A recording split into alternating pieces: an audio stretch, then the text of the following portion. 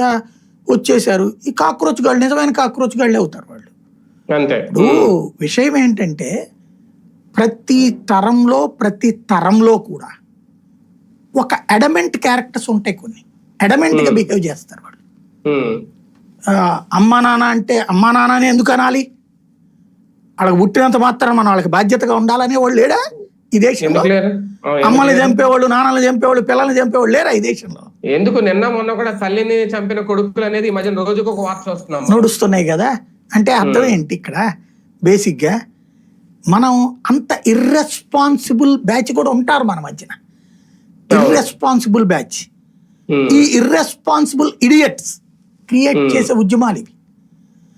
ఇదివరకు ఏంటంటే ప్రతి ఒక్కడు పుట్టినటువంటి సందర్భంలో 10 ఏళ్ల దాకా కూడా సనాతన ధర్మ బద్ధుడట.